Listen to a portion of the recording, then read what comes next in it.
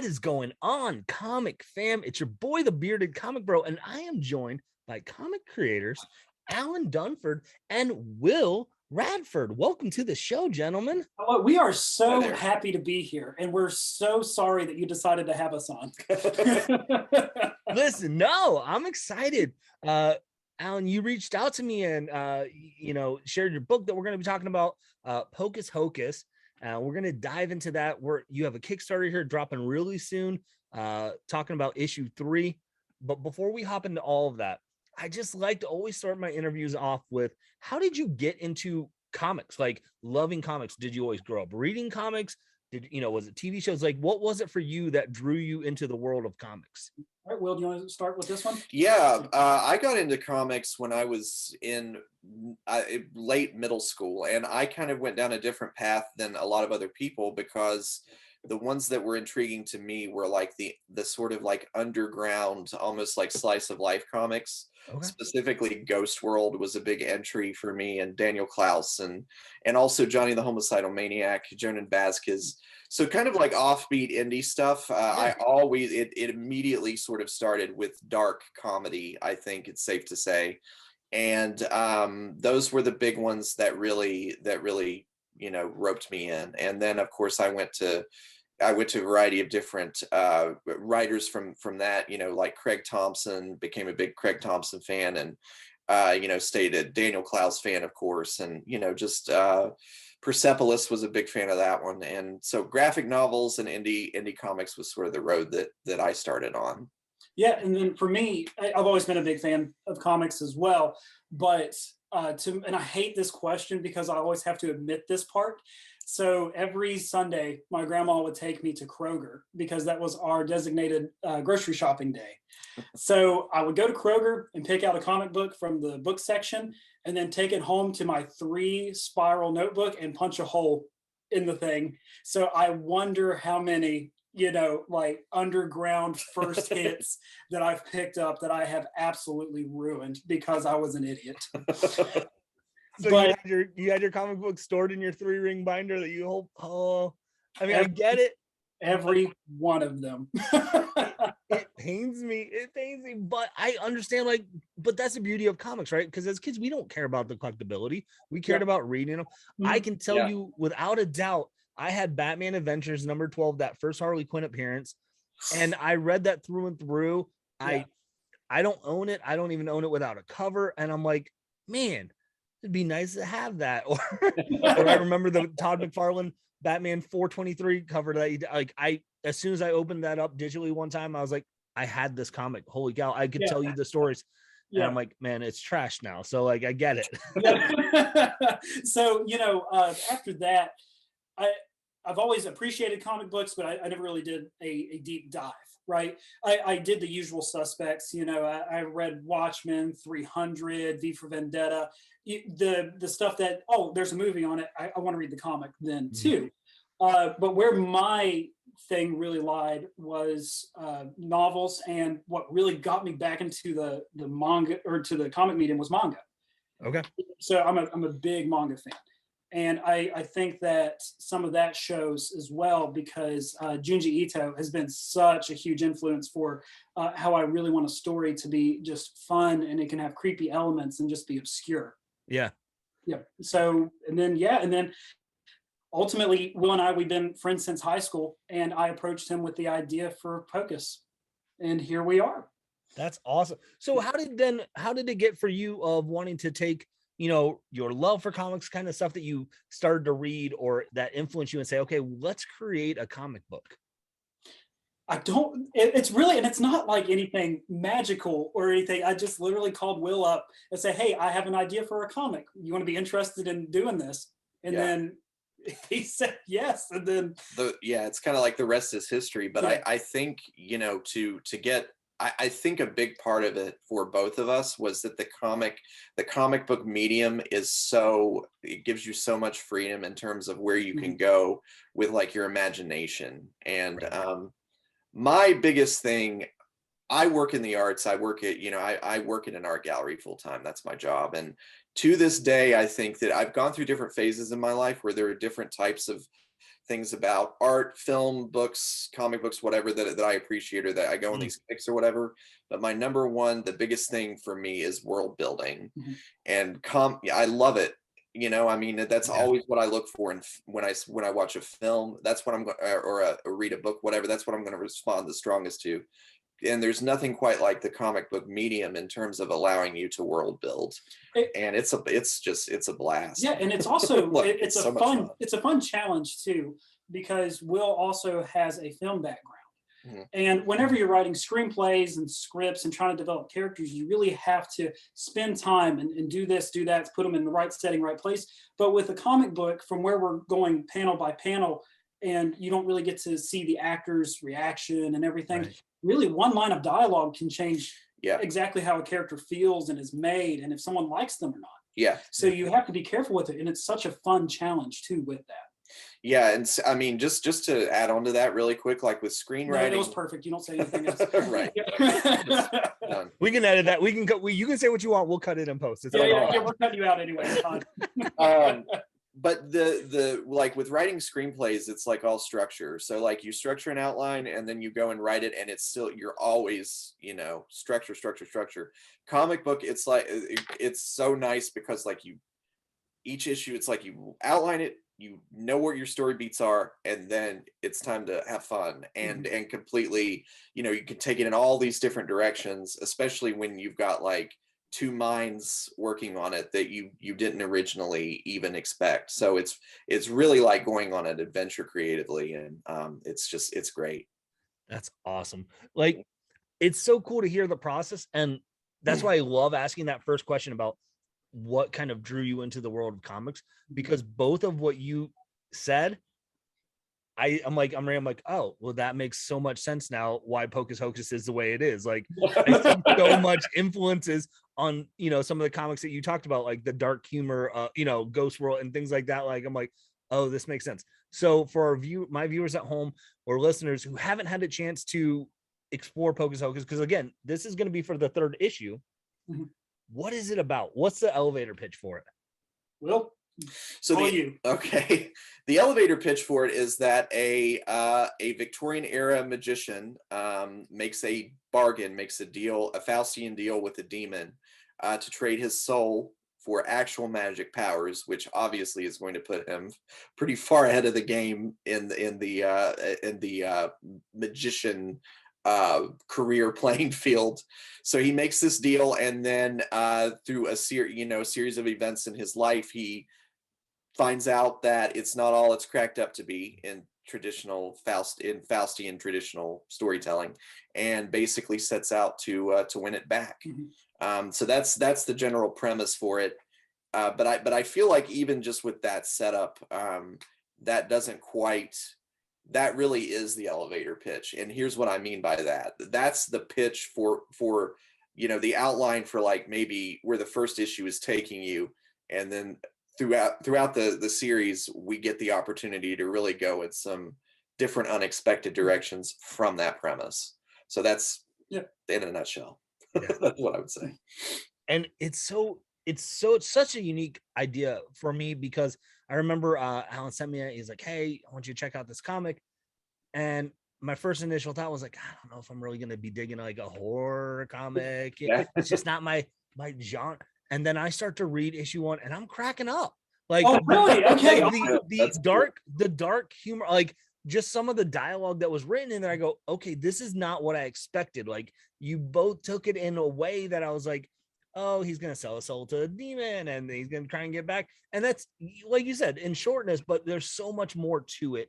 And the dialogue in it, I was just like, oh, wow, this is actually really enjoyable from a different standpoint than I expected going into it. Okay. Yeah, because that was our biggest fear, because this is the first time, you know, Will and myself have ever done anything with comic books. Yeah. And this is our first foray into it. And, you know, we hope that it read well, because comedy is also subjective too. Right. So comedy's hard. Yeah, comedy is difficult. Yeah. So then we're sitting here thinking, you know, I'll never forget whenever Will and I launched issue 1, And I went back and reread it, and I was like, well, is this even funny? Is this even good? Is this like, does it deliver? You look at it so much that you can't see it objectively anymore when you're the one working on it, you know. So yeah, it's so true, right? How many times have we watched a comedy movie when, you know, that we watched as kids over and over, and then like someone's like, really, that's funny to you? Like, yeah, it's hilarious, you know. And like, or how much funnier you think your own jokes are when you done be like, that did not hit the way I thought it was gonna hit. But no, it makes us happy though to hear that you liked it then. So that's awesome, man. Yeah. Well, I mean, because I get sent stuff a lot, and I'm like, you know, and I'm like, oh, all right, let's see if it's, because I really do want to bring on creators and creative teams that like, I enjoy the book and I want to promote it and pitch it. And like, if I don't like it, I probably won't have you on the show. Yeah, we get it. Yeah. Because I really do want it to be something that like that I can get excited about, that I'm like, go check this out. And you know, like I said, it was something I wasn't expecting, and I thought it was just a lot of fun to see it develop into it, you know. And I got to check out the first 2 issues. You know, like we said, you guys are building into issue 3 here with this Kickstarter. So let me ask you this then, and we can talk all about it as you want, but where did this idea originate for this book? Okay, so this idea, actually, I was probably 8, if I had to guess. And the original idea for it is actually the concept for issue 2. Because I couldn't even spell the word magician, and I can barely spell it now. But I was writing this comic book called The Magician, you know, and the idea for it was just about this. Granted, at the time, I wasn't as cynical as I am now, but it was just about this superhero magician. And it always stuck with me, and I never did anything with it. Naturally, I'm 8. What do I know? I mean, I'm 32 now. What do I even know now? But I guess it's always just been in the back of my head. And then the concept for Pocus, this was even before we had a name for it. I called Will, and I wanted to make it episodic, kind of like the Ice Cream Man.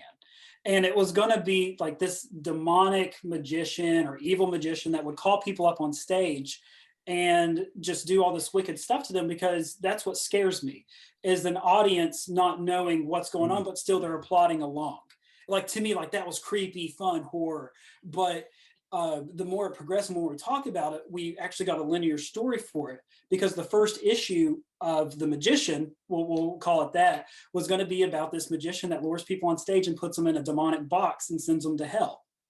So then that's kind of where we just kept with the idea and then built around some stuff, and that's where we got our main conflict, and we kept going. That's well, and it's so cool to see too, because again, like you both have mentioned already, the idea of world building, right? Like you have this idea, you have this plot, you're like, let's go with this, but you can see like the veins creeping out of all the different parts of the world that you want to explore and dig into, and that you've created for that. Yeah, it's one of those things where one of the first questions that was asked when we started talking about it was like, what time period are we setting this in? And, you know, immediately it was, I think for both of us, it was like Victorian. I mean, 100%. and so that has been so much fun, because I mean, I love that time period to begin with, but also there's so much atmosphere there to explore. It's already creepy enough in its own right, you know, and the architecture. So that was also then when we were looking for artists, right? Because it's then how do you capture that vision? Right. And we got lucky with Brian. He is way better than what we deserve. Yeah, 100%. He is better than what we deserve any day of the week. Yeah, we did. Brian's an incredible artist, and you know, I've said, you know, before, like I feel like there's almost like silent movie-esque in the sense that like you can look at his work and the narrative is there, you know, without even the dialogue or the words.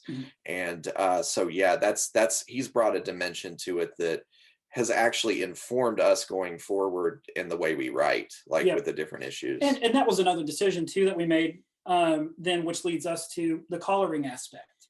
And we wanted I guess we decided pretty early on to keep everything muted, and then just let the demonic stuff shine through. Right. So when there's magic, for those of you who are going to pick this up or going to check it out, you'll notice that a good portion of the comics in black and white. However, anytime anything magical is on screen, there's that blip of color. And we tried to make it as bright and vibrant as possible. And that was one thing that Jason, our colorist, really knocked out of the park. And we hope that it landed. You know, another thing too, because that was our thing especially with issue 1. We're like, well, was there enough action on screen? But we wanted the color to be the action that you see and let you breathe with that. So we hope that did well too. Yeah, for sure. Like, and it's such a cool concept to see, like, you know, how the idea of the black and white, and then you're accenting the magic aspect of it with the color, and you're letting the medium of comic books help you tell a story in a way that I think is a really special way that you can do that. And I think that's cool. Awesome. Yeah. Thank you. Yeah. Appreciate that. So I know we're getting into issue 3. Can I ask, how deep is this world? How many issues is this the end? Is there more to come? Like, what's the world of Pocus for you guys? So Pocus is, above anything else, it's a labor of love. We absolutely love this project. We're 100% committed to it. And originally, I think it was only going to be about 6 issues. And then once we kept world building, we're like, we're having too much fun. And there's so many different avenues we can take it. Yeah. So then we are doing the first arc, I guess we'll just call it that. Okay.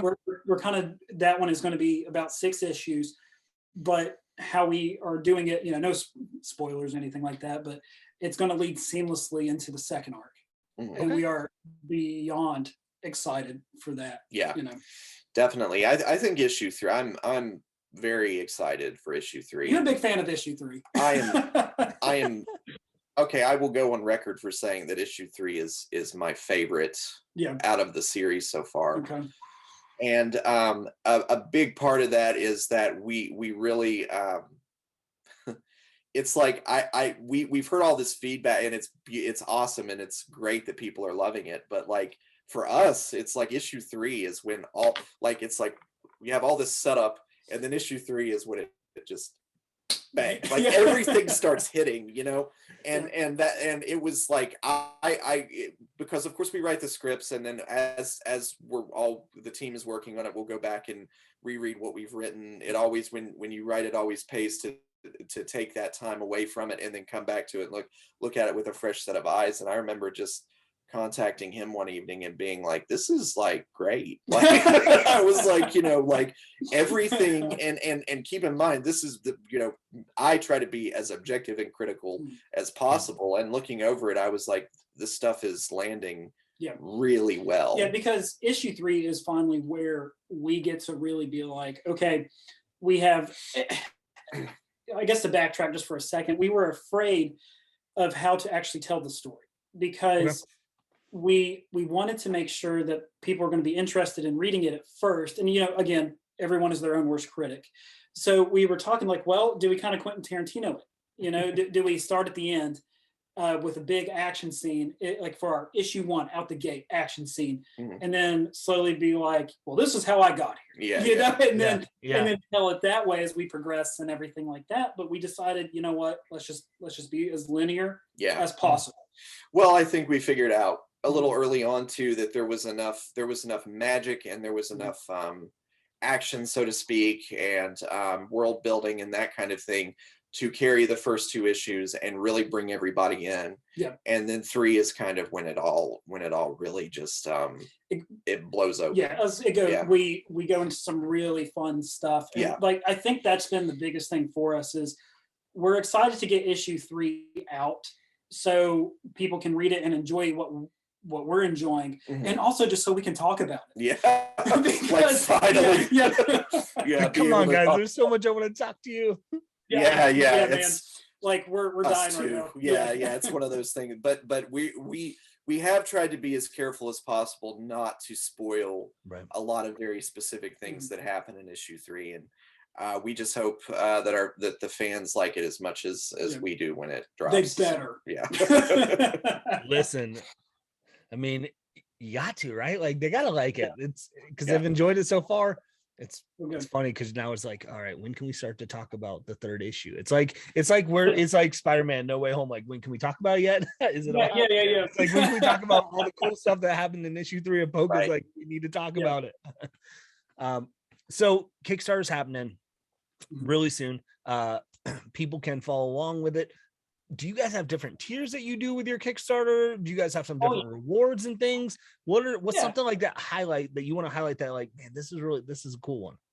So I guess obviously my favorite tier is probably the catch-up tier for you as well. Probably so. Yeah, it's a good introduction. You get all 3 issues at a discounted rate, and you get all 3 PDFs. So I think that's awesome. And Scott Wilkie, who was on here before, who did Periwinkle, we all kind of fall underneath that bad bug blanket. So we are partnering with another comic book that's in the bad bug realm. Bearskin is one, and it is, that one's going to be crazy. It's a graphic novel. I'm so excited. Yeah. So Bearskin's written by Jason Pell, and it's launching about the same time. I think he goes live a week before us. I'll have to check myself, but if you back Pocus and Bearskin, you get an ash can for the next bag bug book coming out called Ragnarok. Ooh. So we're kind of doing a joint venture together. So nice. Something fun to do, for the reader. Yeah. So nice.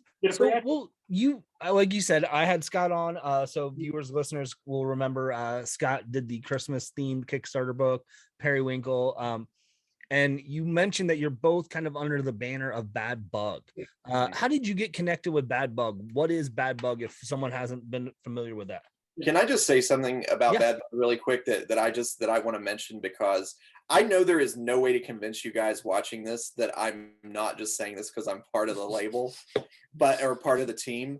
But the books that are coming out are like, being a part of this label, it's like, these are books that, like, I want to read. Like, so I'm so excited it's so cool to just be able to see what everybody else is doing too. Yeah, for sure. So much creative work and unique content coming out. But I just wanted to throw that out there, and I'll let you. We'll cut that out in post. Okay. So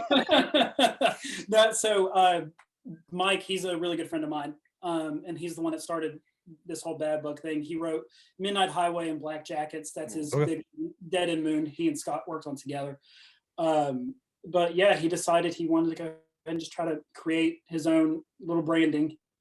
And he brought us on, and we were the first book that he brought on that he wasn't directly associated with.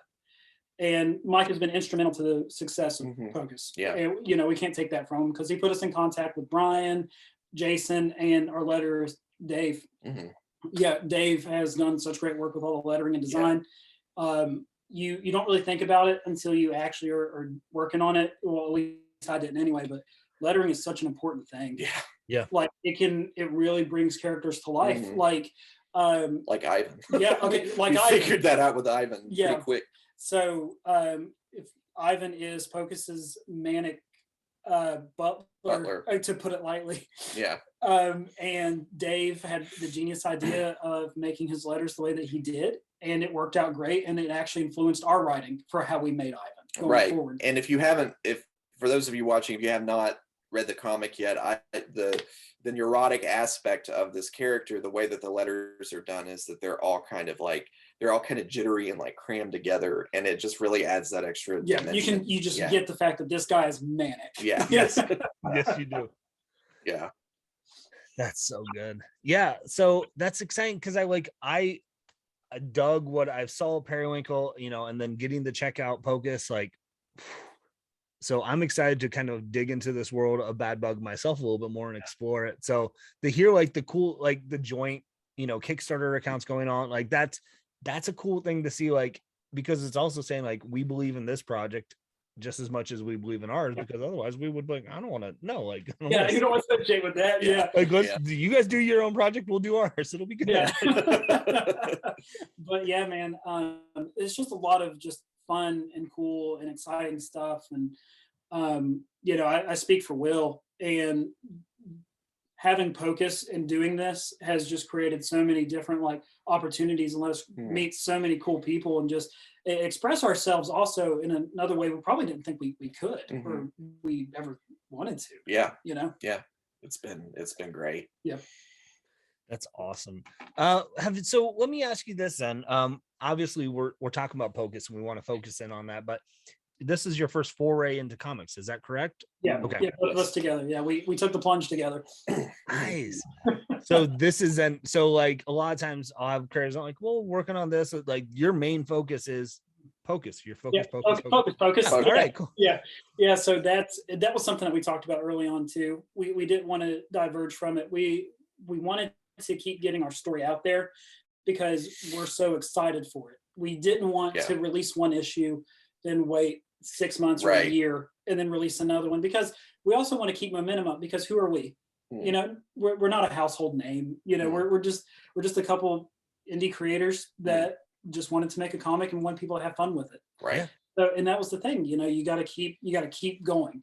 So, and that was our thing. We came with out the gate, was that we wanted just to make sure that we go ahead and get our story out and just have as much fun as possible. For sure. So how is the process then? I always love when I have creative teams on, but especially when I have creative teams that are in the same role of writing. So how does that work for you two being co-writers on this issue, you know, of this series? I'm happy there's not a hidden camera inside of Will's apartment, because well, no, it's hidden. That's why you don't know about it. I know, right? Yeah, we look absolutely crazy because it's Will chugging coffee behind his laptop, and I'm pacing back and forth, usually with an energy drink, and then we're cracking up at our own jokes. So why is there not a hidden camera? Because I think that should be a behind the scenes. We'll do that next episode of this. And then, like, of course, if the scenes get super intense, I'll start doing yoga to clear my mind a little bit and be like, Will, what do you think about this? Yeah. Well, I mean, you know, and I feel like we both have our own strengths that we contribute to the comic, especially in terms of humor.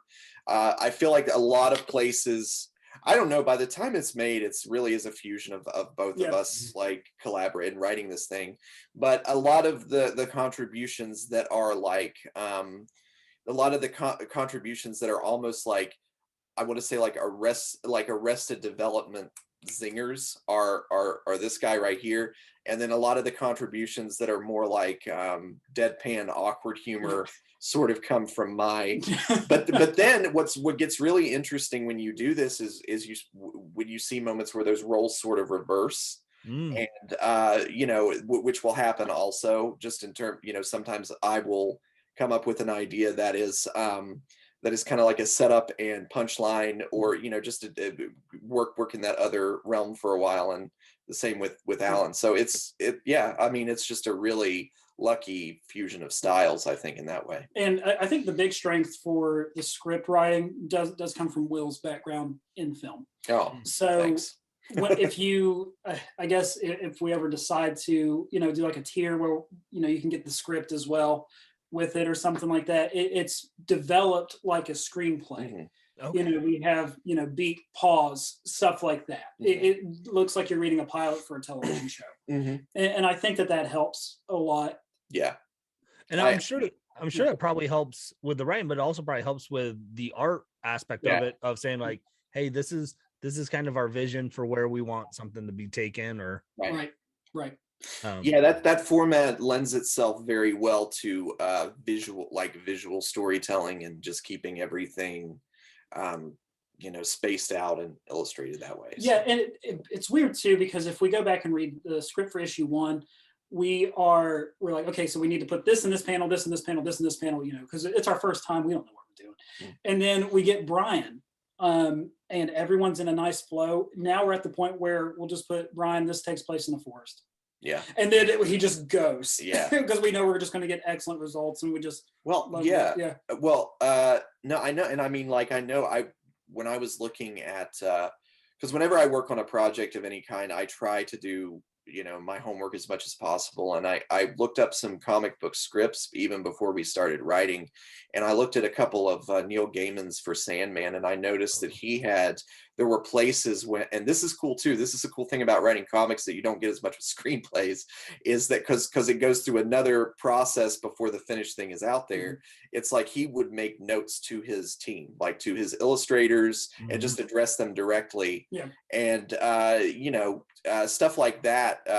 I think we've done that maybe a couple of times, and I know there have been a couple of places where we've just like set it up to where, you know, Brian has that freedom to kind of incorporate his vision too. And I think the one that really stands out to us is at the beginning of issue 2 when the fight scene happens with our demon and the other demons. Yes.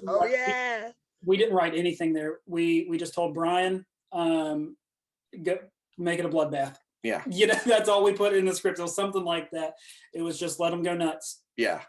And then he created that for us. And we were so happy with the choreography of the fight and everything. We can't take any credit for that. I mean, really, we can't. That was all him. We just told him to make him fight, and he did. That's so cool. Well, just really quick, even, but that is a good example of something I mentioned earlier, how the styles will influence, like what he does will influence what we do going forward in writing.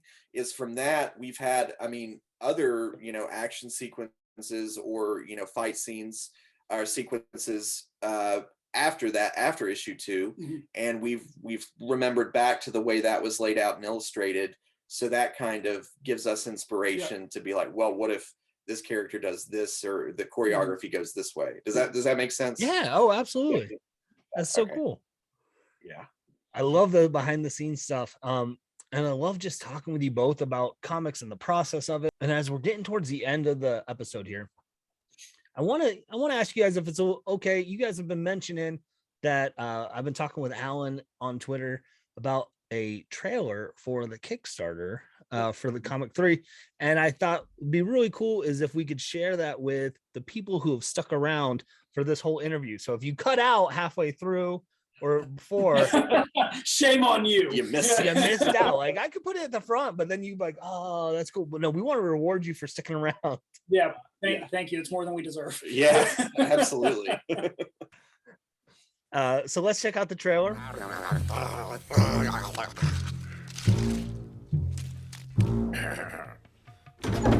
Hocus Hocus, the greatest magician the world has ever known. Such amazing feats, a captive audience. But it wasn't always so, was it? We had a deal, Mr. Hocus. Don't forget who made you.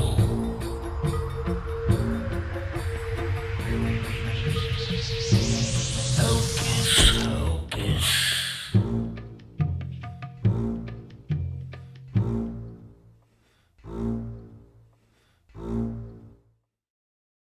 So gang, there it is. You saw the trailer for Pocus. Y'all, that was dope. How does that like? It's good. It's good. Like, if you haven't been captivated by like the story idea before, you know, us just talking, like that sells it to that should sell you. If not, I'm sorry, it's not for you. No hope for you then at this point, right? So did you know, how did you guys get that created? Is that something, you know, do you have people that did that for you? So I'm not sure what the studio is that he works for, but Mike, our bad bug CEO, however you want to call him, he works closely with a guy named Jared, and Jared just makes trailers for the Bad Bug books. And they had one for Periwinkle, and they had others for other projects that Mike has worked on, but I'm pretty sure going forward, I think if you see a Bad Bug book, you might see a trailer from Jared, which is awesome. That's so cool. Well, Alan, thank you both so much for taking some time to talk about your book with me. Before I let you go, is there anything else last things that you want to mention about the book, the Kickstarter, just about anything that we haven't touched on yet? I think the big thing is just, well, one, thank you for taking the time to interview us, and thank you for those at home for actually listening to us. Yeah. The only thing I would have to really say is we just hope you guys enjoy it. I mean, that's really all there is to it. Yeah. We love our project, and we hope you guys just, if you even like it half as much as we love it, then we did our job. Yeah. Yeah, I think so too. And I mean, that's the first thing always is thank you, because I mean, we couldn't do it without, like without our fans and without, guys like you giving us these opportunities to come on and talk about it. And that's incredible. I mean, that's always very humbling. Yeah. And aside from that, just I'm very excited for issue 3, and I'm very excited what the reception is going to be. And I feel like for those on the fence, the people who've been keeping up with it, to this point, if there's any of you out there who are thinking, well, this is good, but I'm waiting for that shoe to drop, I'm waiting for that moment that really shows what Pocus Hocus can do, I think you'll find it in issue 3. Yeah. Nice. So, yeah. And y'all, I'll send you guys Venmo you guys the $20 for saying nice things about me later. So thank you. Okay, good. We're arranged 5 after this. Yeah. So how can people follow along with both of you, social media or things, if they want to follow the world of Pocus Hocus and just know what's going on? Where can people find you? Yeah, so the best place to find me is on Twitter, and that's @ChapsOfFury. That's my gamer tag, so get over it. You can find me on Instagram at willrad82, WILLRAD82, and that's primarily where, I mean, aside from Facebook, that's primarily where a lot of the Pocus stuff is posted for me. If you want to check out any of my work that is not related to comic books, I have some of my film projects up on Vimeo.com, and that's just Vimeo.com/willrad, WILLRAD. Yeah. So. And then I guess if for any questions or anything, just reach out to any of us on social media. And we also have PocusHocusComic@gmail.com for any questions, and that's also linked directly to the Kickstarter. Yeah. Okay. And gang, any of the links that were mentioned are going to be in the description of this video. So you can check out the website, you can check out Twitter, Instagram, and all of that. But with that being said, go support this Kickstarter, y'all. Like, I'm telling you, I'm digging it. I like it. I think you will too. Go check it out. Pocus Hocus. It's a fun ride. You want to be on it. Did we get the beard of approval? You got the beard of approval. Yes. I feel like I should have like, this book gets 3 beards, or 3 out of 5 beards. But no, it's really good, gang. I think a lot of people will dig it, and I think you guys should check it out. So thank you both for coming on, talking about comics with me. Yep. And gang, hopefully you can find some time to curl up, grab a book, and nerd out. Peace.